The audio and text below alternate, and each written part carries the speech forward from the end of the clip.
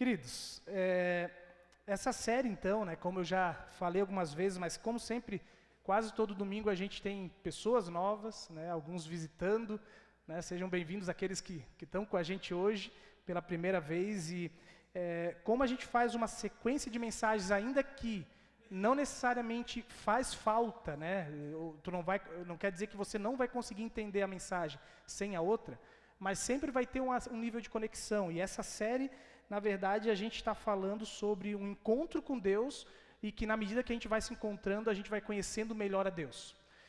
A gente pode achar que depois de muitos anos na igreja, que a gente já conhece a Deus, né, completamente, a gente já leu a Bíblia tantas vezes, alguns já leram a Bíblia, né, do começo ao fim diversas vezes, e a gente pode se auto-enganar acreditando que a gente já conhece a Deus.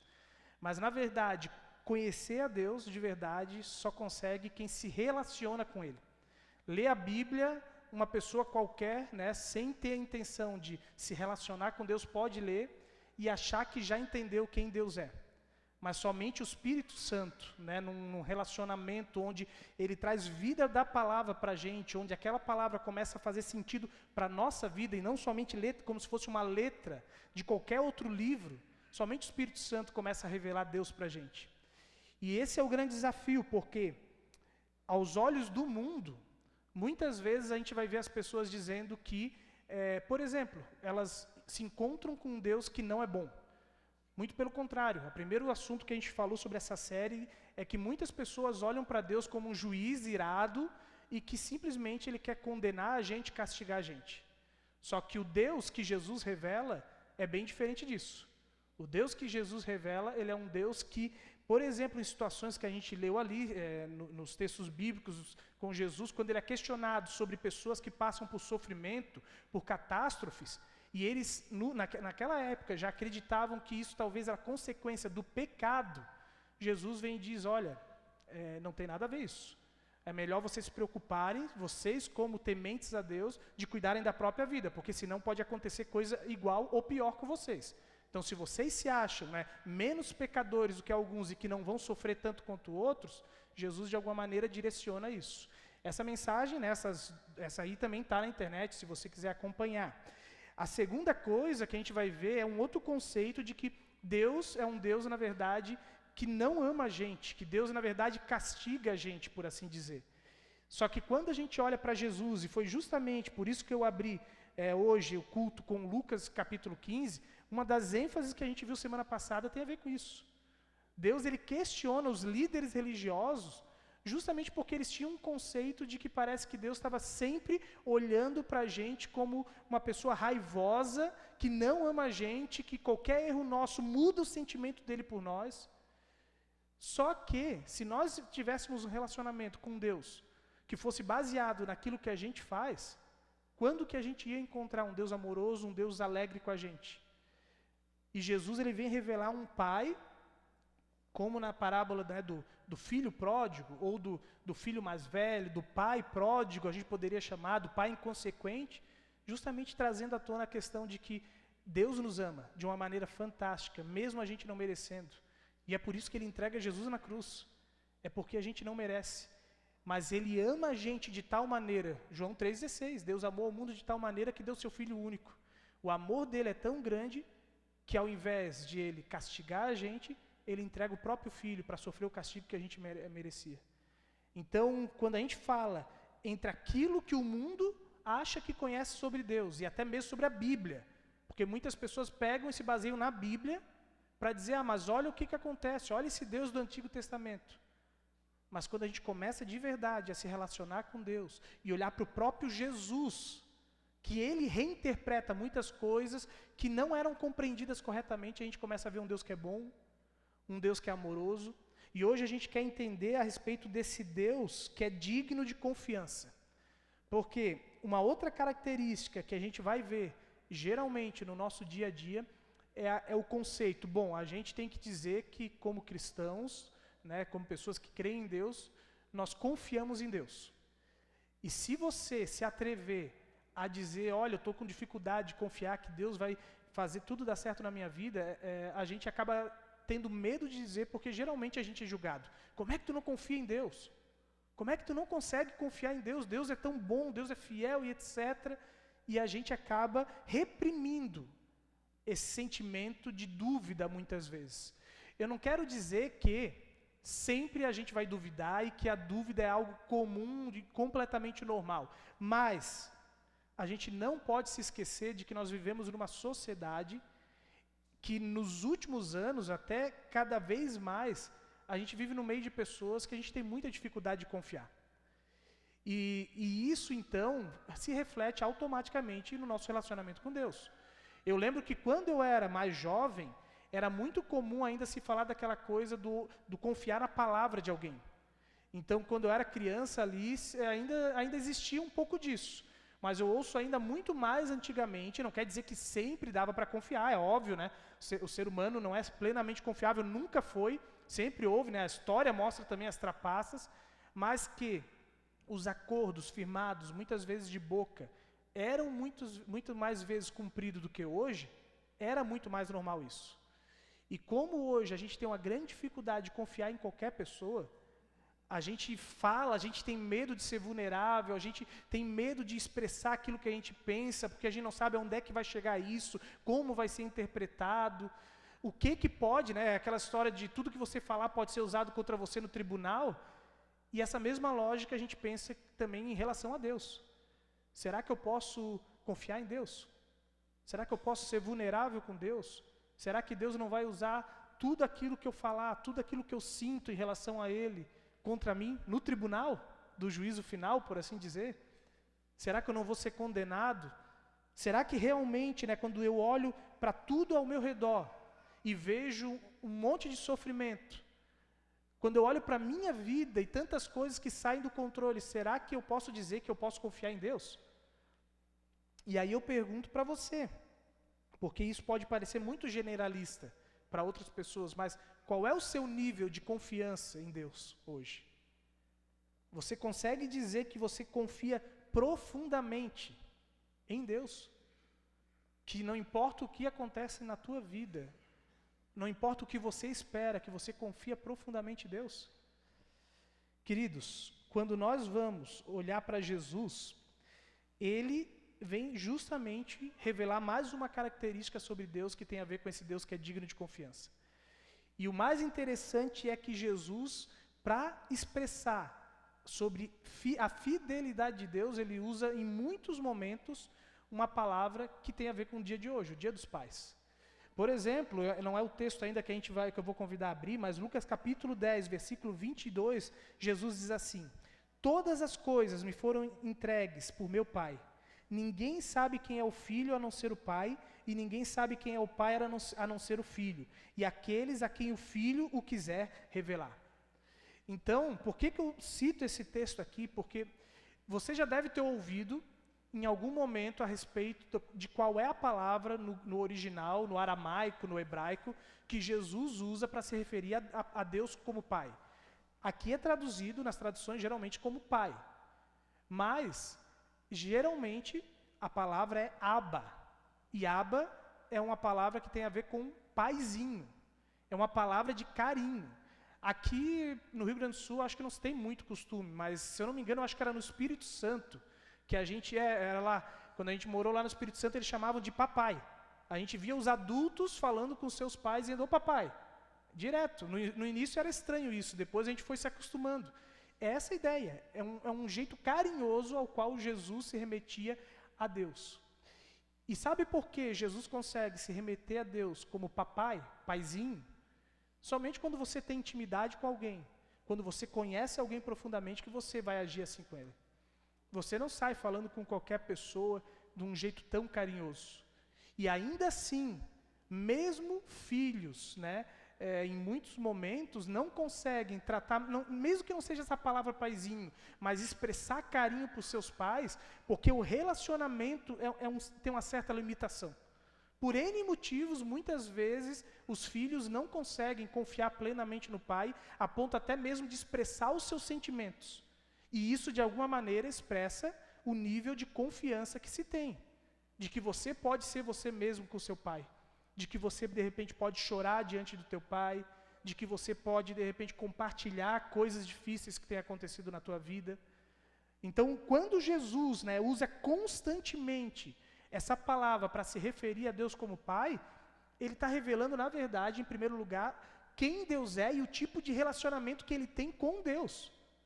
Ele não está somente ensinando a gente a se relacionar com Deus, mas ele está falando, em primeiro lugar, do relacionamento que ele tem com Deus.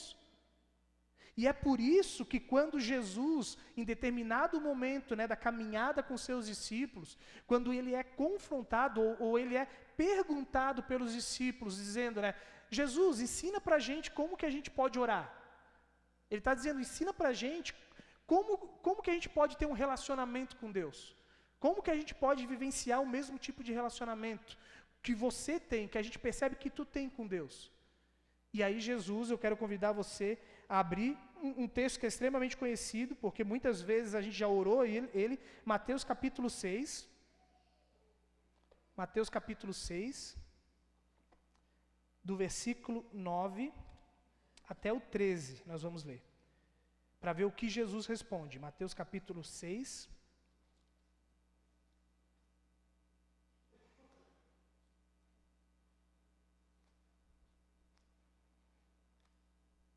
Capítulo 6, versículo 9 até o versículo 13.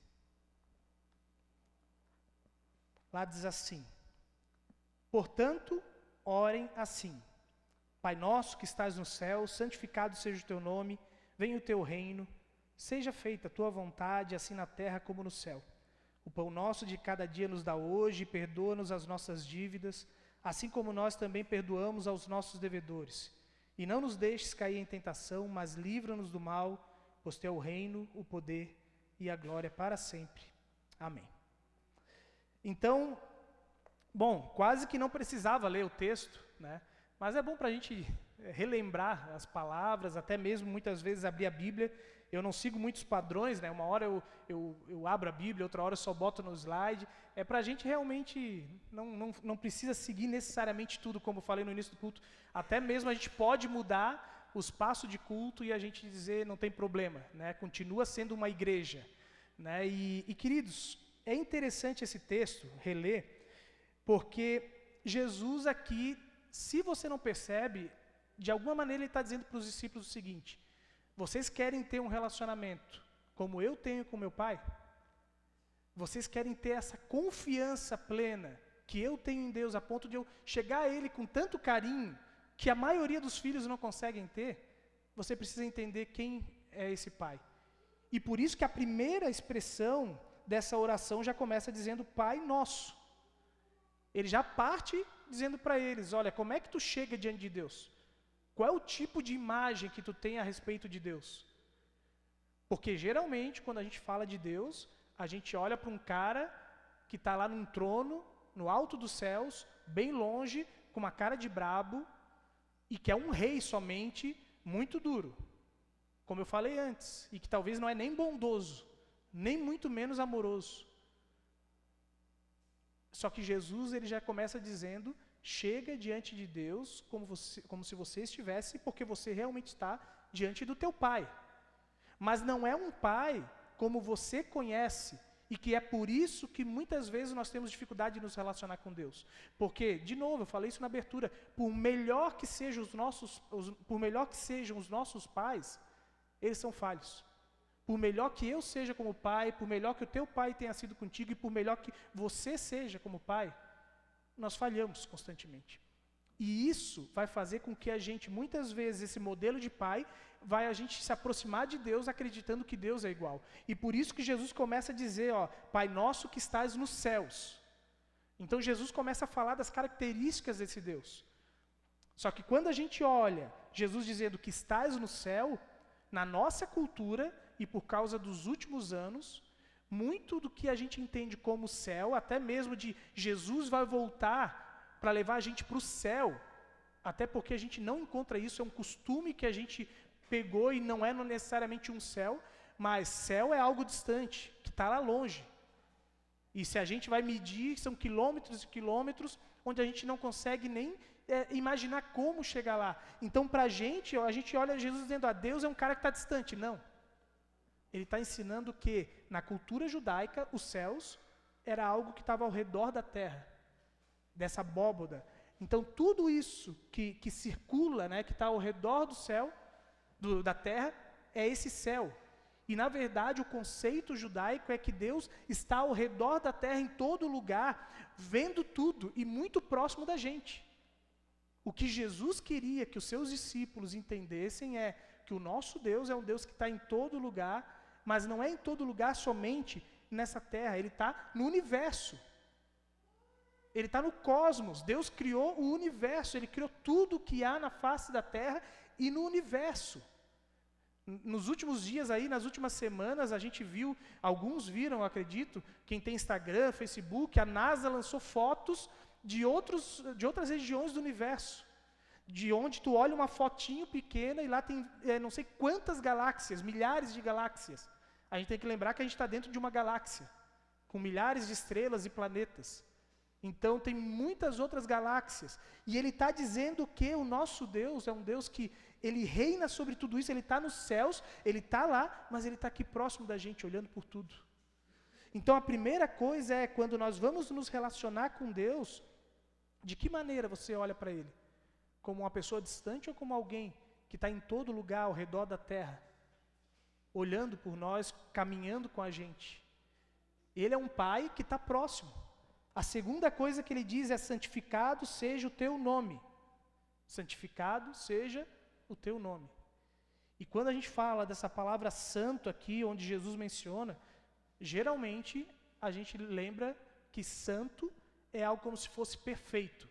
Até mesmo por causa de conceitos, de novo, da cultura. A cultura, a sociedade, ao longo dos anos, entendeu que a palavra santo tem a ver com perfeito. Ainda que Jesus, Deus, é perfeito sim.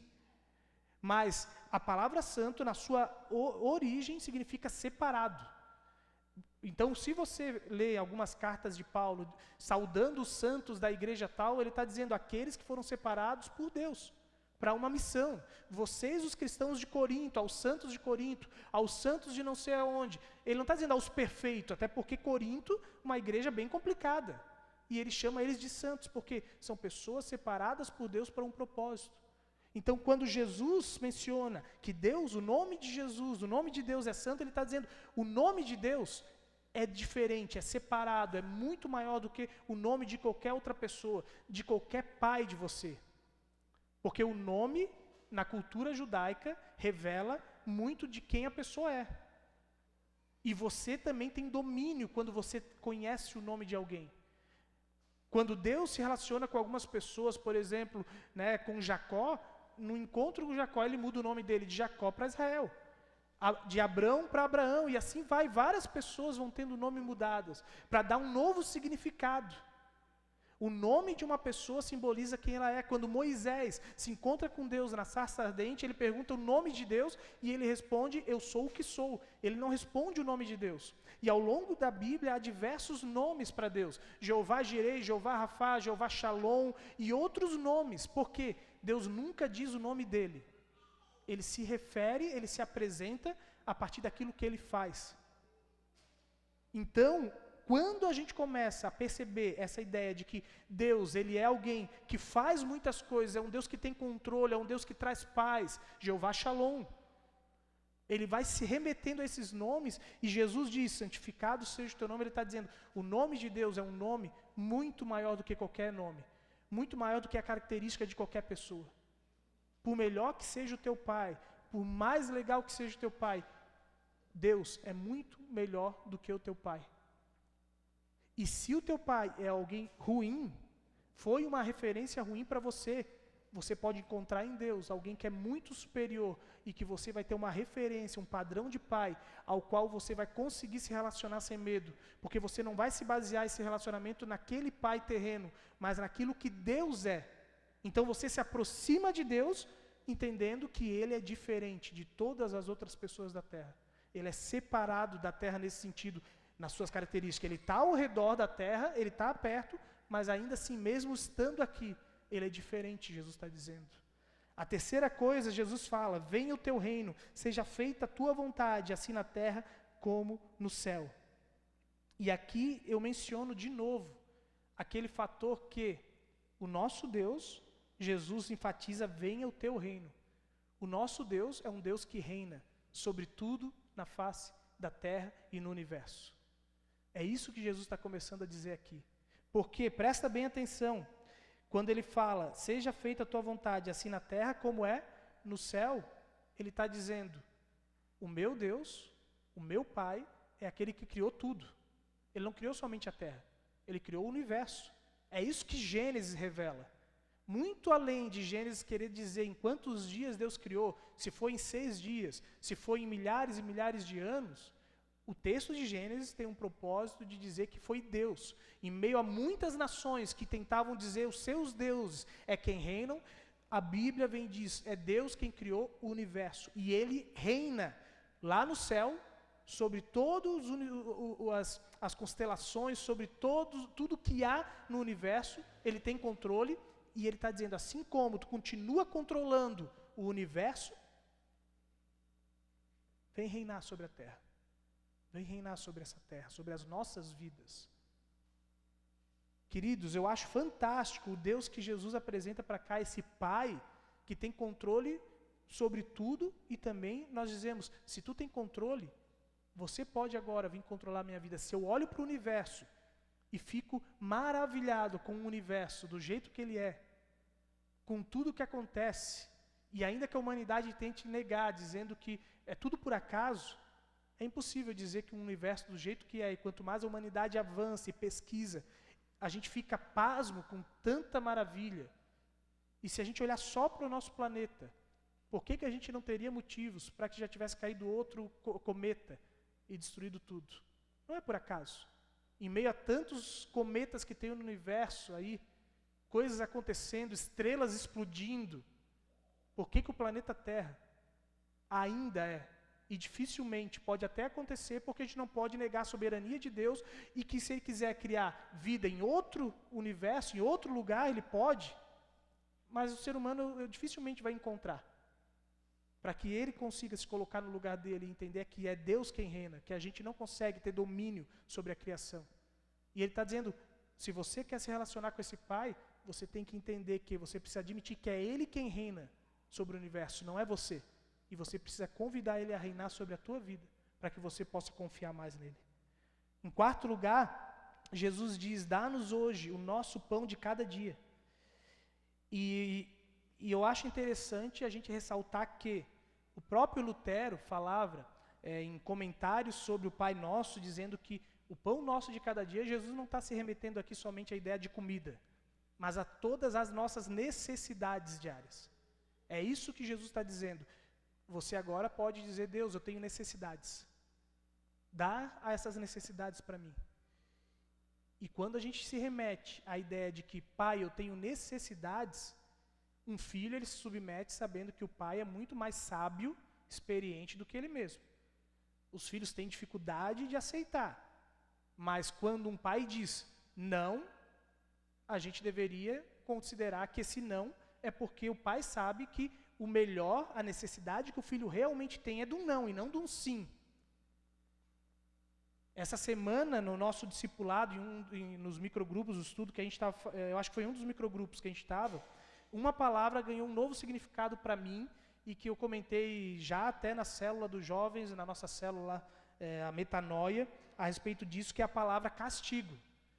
Castigo é outra palavra que geralmente no nosso conceito, da nossa cultura, é uma palavra ruim. Porque castigo sempre se remete a dor, sofrimento, né, a algo que é feito de uma maneira a tirar algo bom da gente. Porque quando a gente faz algo de errado, o que os pais fazem? Tu não vai poder jogar futebol, tu não vai poder ficar por uma semana, tu não vai ver televisão, tu não vai poder sair com teus amigos, tu não vai poder isso, aquilo, eu não vou te dar aquilo que tu queria. Só que a palavra castigo, ela significa purificação, retornar ao estado original. Então, castigar alguém não tem a ver com você machucar alguém na sua origem. Na nossa cultura, a palavra castigo ganhou esse significado de você, muitas vezes, maltratar alguém. Mas castigo é você purificar alguém, ajudar ela a ser aquilo que ela precisa ser. E quando Deus, nós olhamos um Deus que diz, né, Jesus dizendo, Pai, me dá as minhas necessidades, a gente tem que estar pronto também a dizer, Pai, me dá também castigo, mas não castigo como algo duro. Porque, de novo, a gente entende castigo, que Deus castiga como algo ruim, porque não tem lógica quando eu faço algo de errado, vamos dizer que eu não poderia mexer nessa Bíblia, eu mexi na Bíblia, por que eu não vou poder jogar futebol? Por que eu não vou poder sair com meus amigos? Por que eu não vou poder fazer algo que eu gosto? O que vai me ensinar não ir em algo que eu gosto a não fazer isso aqui? Não é inteligente os tipos de castigos que os pais aplicam para os filhos para ensinar algo. Nunca foi. Só que é aquele padrão de a gente replicar e é muito mais fácil a gente castigar com algo bom, mas no fim tu está simplesmente botando medo no filho. Isso não é purificar o filho. Simplesmente você está botando medo, botando um cabresto, né, como no cavalo tem, né, e que vai andando sempre naquele caminho. Olha, anda só nesse caminho, porque senão pode acontecer algo ruim. Tu vai tomar chicotada e vai doer em ti. Então, ele faz o caminho para que não seja doído depois na frente. Mas a purificação que Deus faz na nossa vida é uma purificação que é gradativa e Ele vai dando aquilo que a gente precisa, não como os nossos pais geralmente fazem. Mas Ele vai moldando a gente com carinho e até o momento que a gente entende por que isso não é bom. Por que eu preciso mudar? Muitas vezes, simplesmente, Ele deixa a gente se dar mal. Muitas vezes Ele diz, se você quer viver sozinho e viver naquilo que você acha que é certo, vive. E por isso que o mundo está do jeito que está. É Deus dizendo, vocês querem ser independentes? Sejam. Só que para a gente, como pai, não é fácil, muitas vezes, dizer para o filho, faz o que der na tua cabeça, vai lá. O nosso pai, ele ensina com intencionalidade. E quando Deus, de novo, voltando aqui para esse ponto, dá-nos hoje o pão nosso de cada dia, Ele está dizendo, Deus, Ele dá tudo aquilo que a gente precisa. Você consegue olhar para Deus como um Deus, né, um pai, que vai te dar coisas boas, e um pai que talvez também vai te dar situações difíceis. Ele vai te castigar, Ele vai te purificar. E isso deveria agora aos nossos ouvidos começar a mudar esse conceito. Ele vai começar a te castigar. Ele vai te purificar, para que você possa ser bem-sucedido na vida. Ele convida a olhar e dizer, ó, esse pai, ele sabe o que faz. E ele não faz para machucar a gente. Dói na gente quando a gente luta contra a purificação dele. Mas senão vai ser algo bom. Em quinto lugar, Jesus diz, perdoai os nossos pecados, assim como nós perdoamos ao que nos tem ofendido. E aí a gente precisa entender que não somente Jesus está falando aqui, olha, se baseia nos meus relacionamentos, mas eu gosto de entender como se Jesus estivesse sendo irônico. Porque Ele sabe que quando a gente vai olhar pelo modo como a gente perdoa as pessoas à nossa volta, a gente não vai ter coragem de dizer para Deus isso. Que a gente vai ficar envergonhado de dizer, pai, me perdoa como eu estou perdoando meu esposo, como eu perdoo a minha esposa, como eu perdoo meus filhos, como eu perdoo meus pais. A gente não tem coragem, se fosse para orar literalmente isso, Deus, me perdoa como eu perdoei o meu pai, a minha mãe, os meus irmãos, meus amigos no trabalho essa semana. Dificilmente a gente tem coragem de orar isso. Me perdoa como eu tenho perdoado os meus irmãos na igreja, por causa da política, das coisas que acontecem, por causa de tantas outras coisas. Me perdoa, Deus, como eu tenho perdoado. Será que a gente tem coragem de orar assim para Deus? E aí a gente lembra que em vários contextos da Bíblia, Jesus diz para a gente, né, através de apóstolos, discípulos, assim como vocês perdoaram, foram perdoados, perdoem uns aos outros. Ele muda o padrão dizendo, lembra como vocês foram perdoados? Lembram do pai, da parábola do pai inconsequente, do filho pródigo, o filho que volta arrependido e como vocês foram perdoados? Por que tanta arrogância? Por que vocês não conseguem entender isso? Que vocês vivem diante de um pai que perdoou vocês de uma maneira tremenda e continua perdoando vocês todos os dias e vivam esse mesmo perdão entre vocês. Esse é o nosso pai. E por último, a última expressão, e não nos deixes cair em tentação, mas livrai-nos do mal. Essa última frase do Pai Nosso revela um pai que ele diz, você pode contar comigo em todos os momentos. A pergunta é, você quer contar comigo em todos os momentos? Antes eu falei aquela questão de que muitas vezes a gente não tem coragem de conversar abertamente com os nossos pais, Porque, por N motivos, porque o pai de repente é uma pessoa não muito sentimental, uma pessoa muito durona, e a gente é julgado quando a gente comete erros e abre os erros, é logo julgado, né, e condenado. Eu avisei para ti que não era para fazer isso. Mas Deus está dizendo, olha, você pode dizer para mim das tuas tentações. Você pode compartilhar comigo dos sofrimentos, das coisas que você tem passado. Você pode ser vulnerável comigo. Você pode ser quem você é. Pecador, falho, limitado. Você pode dizer, Deus, me livra do mal. Eu estou com vontade de fazer coisas ruins. Eu tenho vontade de muitas vezes matar o meu irmão, de estrangular o meu irmão. Eu tenho muitas vezes vontade de fazer coisas que eu não deveria, de roubar, de matar, de mentir. E eu vou te abraçar, eu vou te acolher. Quem é o pai de Jesus? Ele é um pai que é santo, que é poderoso, que é gentil, misericordioso, protetor, acolhedor. Ele é um pai que tem muitas características muito superiores aos dos nossos pais. E quando a gente conhece e entende o pai que Jesus revela para a gente, não tem como a gente não dizer que ele é digno de confiança. Uma pessoa com essas características, você não confiaria nela? Hoje de manhã, quando eu estava indo fazer o culto na comunidade lá luterana da Chuvisca, aconteceu algo que eu entendo que Deus foi por algum motivo, e que Deus usou isso, pelo menos, mesmo que não fosse com um propósito específico, porque às vezes a gente faz as coisas, né, ainda que eu não estava atrasado, estava bem adiantado, mas ainda assim no trânsito acontece contratempos. E Deus, de alguma maneira, falou algo no meu coração em relação àquilo. Quando eu estava indo para a Chuvisca, ainda tinha bastante tempo e estava bem próximo, aí o trânsito interrompeu porque um caminhão tinha caído numa ribanceira e estavam tentando tirar o caminhão. Só que aí o carro, o guincho que tentou tirar, não estava conseguindo tirar e estava esperando um outro caminhão para vir ajudar a tirar, e eles estavam no meio da rua trancando tudo. Ninguém podia ir nem voltar pela estrada principal da Chuvisca. E aí eu fiquei lá esperando, né, esperando. Aí, isso aí já tinha uns 25 minutos de tempo, faltava 5 minutos para chegar, eu acho que nem isso, 10 minutos na Chuvisca. E aí deu 10 minutos, aí deu 5 minutos, daí eu decidi, eu tenho que fazer alguma coisa, né? E não tinha sinal, eu tenho que me comunicar com eles, vai começar o culto, eles não sabem onde eu estou, nem como falar comigo. Aí eu saí do carro para ir lá ver como é que estava, já encontrei alguém e perguntei, será que vai demorar? Eu acho que vai 1 hora ainda. Então eu tenho que e agora? Ou eu tenho que achar um atalho, ou eu tenho que voltar para pelo menos avisar eles. E aí eu estava voltando para o carro, aí já estava dando as 9 horas. Quando eu fui entrar no carro com a decisão de pegar o carro e voltar, 2 carros chegaram, se aproximaram, um entrou na frente e o outro parou aqui do lado. E aí, daí quando eu peguei o celular e estava já abrindo a porta para entrar, tocou o telefone.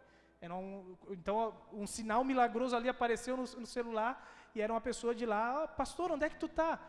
Tá tudo bem? Então, estou preso aqui, etc. Estou indo para a Chuvisca, estou próximo, mas não sei como é que eu vou fazer. Aí o cara estava com a janela aberta do carro e disse, tu quer ir para a Chuvisca? Falei, estou indo para lá, então me segue e entra aqui que eu vou cortar por um atalho. Na mesma hora, não deu nem tempo, porque ele já começou a ir com o carro, só entrei rapidinho, liguei o carro e fui seguindo ele, né? Quando eu comecei a seguir, eu pensei, onde é que eu me meti, né? Nas estradas de interior lá, e aí eu me perguntei, será que ele não está perdido? Onde é que ele está indo? Aí tinha, na verdade, mais uma pessoa na frente dele. Teve uma hora até que o outro passou reto e ele virou para a direita. E eu agora, quem que eu sigo, né? Eu vou seguir aquele que disse para eu seguir, né? E aí, de repente, a gente foi, eu acho que ficou uns 10, 15 minutos andando com o carro, até que, de repente, eu vi lá a estrada voltando, entrei na estrada e ali deu 5 minutos, né? Depois dos 15 minutos andando na estrada de chão.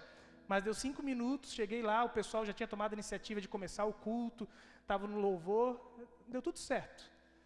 Mas por que eu conto essa história? Porque a gente tantas vezes, né, bota a nossa confiança em pessoas que a gente não conhece minimamente. A gente sai seguindo pessoas que a gente... E ali foi um caso mais radical, né? E não tinha perigo em si, né? Ou sim, não sei. Né? Eu até pensei, será que o cara não vai me passar um golpe aí no caminho, no meio do nada ali? Mas a gente confia em tantas pessoas que a gente não conhece de verdade. E por que é tão difícil confiar no Deus que Jesus revela? Nessas características do nosso Pai, que Ele diz que é um Pai muito diferente do que qualquer ser humano que a gente possa conhecer. Queridos, para fechar, quando Jesus estava com seus discípulos, né, se preparando para a morte dele, ele foi para aquele lugar chamado Getsêmani para orar. E naquele lugar, ele começou a se entristecer muito pelo que ele iria passar. E aí ele falou para Deus em oração, para esse pai, sendo extremamente sincero, porque ele confiava no pai e sabia que ele podia ser vulnerável com Deus e que Deus não iria condenar ele pelos sentimentos que ele poderia ter. Ele diz: pai, em outras palavras agora, né, parafraseando, está difícil, não está sendo fácil passar por isso. Se for possível, afasta de mim esse cálice, afasta de mim esse sofrimento. E queridos, esse é o nosso Pai que nós podemos nessa noite também confiar em todos os sentidos, com as nossas dúvidas, com as nossas frustrações, mesmo quando a gente passa por momentos difíceis, onde a gente pensa: será que Deus é bom? Será que Deus me ama? E ele diz: você pode falar, você pode compartilhar, você pode dizer qual é o cálice que você gostaria que fosse afastado da tua vida. O que você está carregando de tão duro e que você precisa compartilhar, colocar diante desse Pai. Isso não quer dizer que necessariamente Ele vai afastar de ti o cálice. Ele não afastou de Jesus o que Ele precisava ser feito. Mas Ele pode talvez simplesmente se colocar ao teu lado e te dar as forças necessárias para que você passe por isso. Pode ser que Ele te revele o que Ele está querendo fazer e você ainda não entendeu. A purificação que Ele está querendo fazer na tua vida. Eu quero te convidar você a ter um minuto de silêncio. Se você puder, até pode baixar a sua cabeça, fechar os seus olhos e você se perguntar: que cálice que você gostaria que Deus afastasse da sua vida?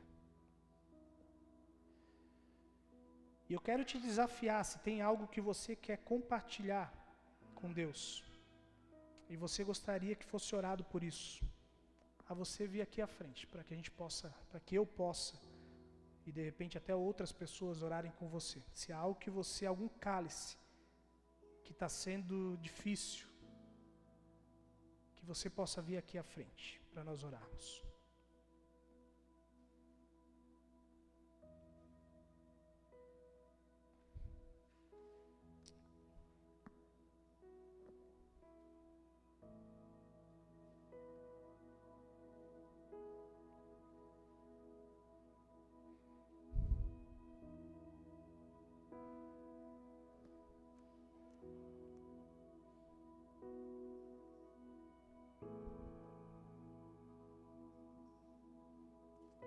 Lembrar que a gente está entre irmãos na fé e que a gente pode compartilhar sem medo quais são os cálices que a gente tem carregado.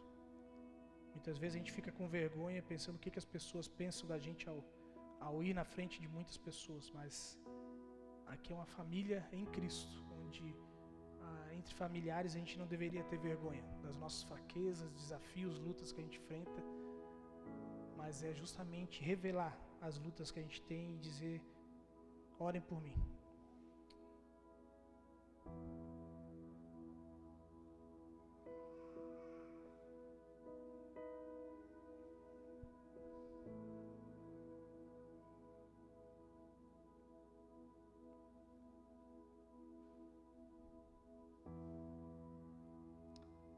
Senhor Deus,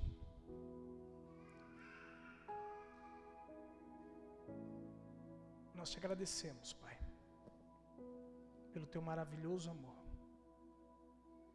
E porque esse amor, esse Pai fantástico, Jesus nos revelou através do relacionamento que Ele tinha contigo. E também através de palavras que Ele professou, como essa, falando de Ti, Deus, daquilo que a gente chama da oração do Pai Nosso, mas que poderia ser dito talvez como as características do nosso Pai. O como a gente pode se relacionar com esse Pai. Não é simplesmente uma oração, mas como a gente vai conversar com o nosso Pai. Jesus nos ensina que para para orarmos, a gente simplesmente precisa olhar para Ti como um Pai amoroso. De que não há mistérios, Deus. Não há muitas formalidades, mas há simplesmente um relacionamento entre pai e filho, ao qual Tu nos convida a ter, e que a gente não precisa chegar diante de Ti com nenhum medo, mas que Tu nos acolhe, Deus, de uma maneira maravilhosa. Senhor Deus, eu quero Te pedir que ao relembrar, ou talvez conhecer de verdade, quem Tu és, que Tu és esse Pai com todas essas características, Tu renove a nossa confiança em Ti. E que independente do caminho que a gente está seguindo, das estradas, Deus, com altos e baixos, com muitos buracos, Deus, obrigado que a gente sabe a quem a gente está seguindo. E que o fim dessa estrada nos leva para o lugar, Senhor, ao qual nós tanto almejamos. Porque a Tua palavra diz, Tu é quem sabes, eu é que sei o pensamento que tenho sobre vocês, pensamento de paz e não de mal, para vos dar o fim que vocês desejam. Obrigado, Deus, por esse tempo, Pai, onde a gente relembra isso, que Tu sabes o caminho, a gente não entende, mas Tu já nos revelaste que o caminho para o qual nós estamos caminhando é para o dia da restauração, da volta de Cristo, da restauração completa desse mundo. E a gente vai continuar Te seguindo todas as vezes que Tu diz, me segue, assim como Tu falaste a Mateus, a cada um dos discípulos aqui na palavra, e tens falado para a gente, me segue. Nós queremos Te seguir com toda a confiança, sabendo quem vai à frente de nós. Em nome de Jesus, Pai. Amém. Convido a gente, a quem pudesse colocar de pé. Nós queremos ceiar nessa noite. E a ceia nos lembra desse Deus, mais uma vez, que é digno de confiança. Digno de confiança porque Ele fala a verdade e Ele não muda a respeito de nada. Quando Deus criou o mundo, Ele criou dizendo que tudo era muito bom.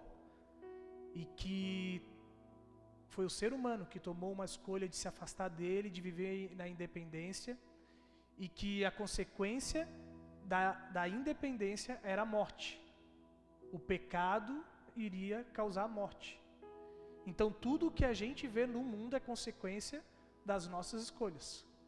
Não de Deus, não é Deus que a gente não pode confiar, não é o Deus que não é bondoso, não. Tudo que nós vemos no mundo é consequência do nosso pecado.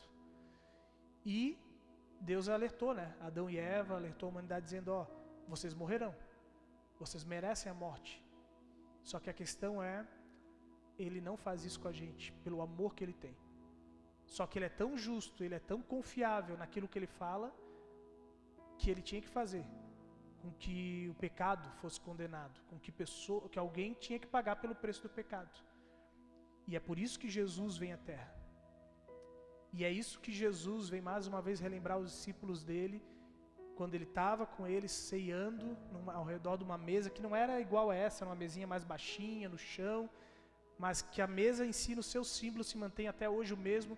É o símbolo da comunhão intensa que Deus teve por nós, teve conosco e também conosco.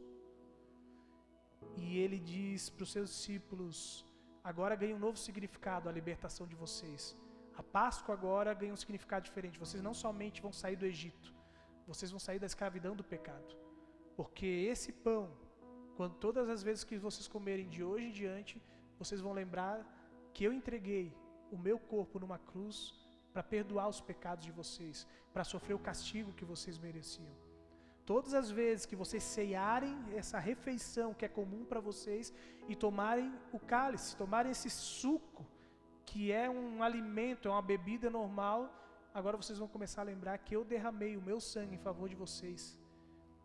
É o sangue da nova aliança. Antes, no Antigo Testamento, a aliança era feita todas as vezes através de um animal que tinha que morrer no lugar de vocês para perdoar os pecados. E agora esse sacrifício é definitivo. Eu morro de uma vez por todas e vocês não precisam mais ficar matando animais e nem se sacrificar, porque vocês não vão conseguir se sacrificar para receber o perdão. Vocês recebem o perdão através da minha cruz, da minha morte. E por isso, quando a gente celebra a ceia, Jesus, Ele convida a gente dizendo, venham todos, comam e bebam desse pão e desse cálice, mas isso é para quem entende que não é merecedor, mas que a graça de Deus nos é oferecida e que a gente se entende como dependentes desse Pai amoroso que todos os dias nos perdoa. E nós queremos celebrar a ceia hoje. Eu vou pedir para o grupo de louvor já vindo à frente. Eu não combinei isso, mas podem repetir música, não tem problema. Enquanto eles vão cantando, eu quero convidar a gente fazendo grupinhos ao redor da mesa. A Elisa pode trazer também os outros elementos, pode ser, Elisa? Para já botar aqui. E a gente vai vindo em grupinhos. Eu vou conduzir esse processo e o grupo de louvor vai conduzindo então os hinos. E a gente vem aqui em grupinhos menores, bem pertinho da mesa, e eu vou celebrar, daí esse grupinho volta, e a gente vai vindo assim, consequentemente, em grupinhos menores, né? Então, ou seja, tem que caber aqui até ao meu redor aqui, não é para abrir muito, é para ser realmente algo íntimo, como Jesus também teve naquele momento com os seus discípulos. Podemos vir, Jesus diz, vinde, tudo está preparado, é Ele que convida. Mesmo se você é de outra igreja, não tem problema, o que importa é que você crê em Jesus como o único Salvador da sua vida.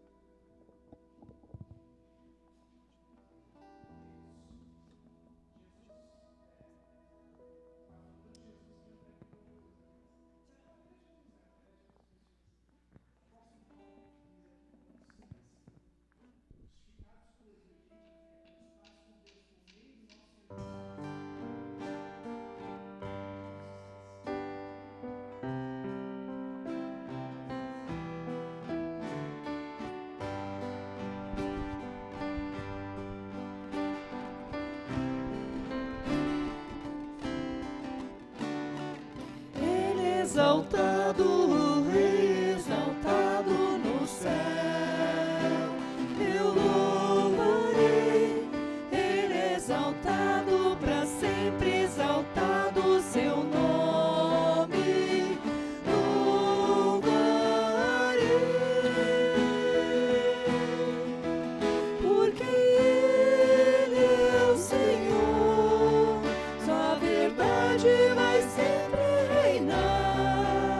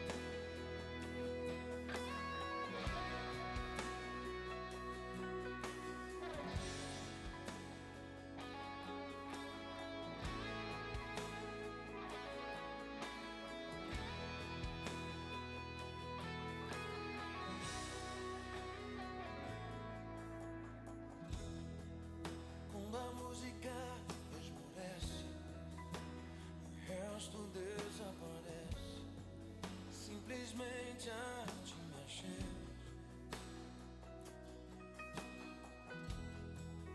ansiando oferecer algo.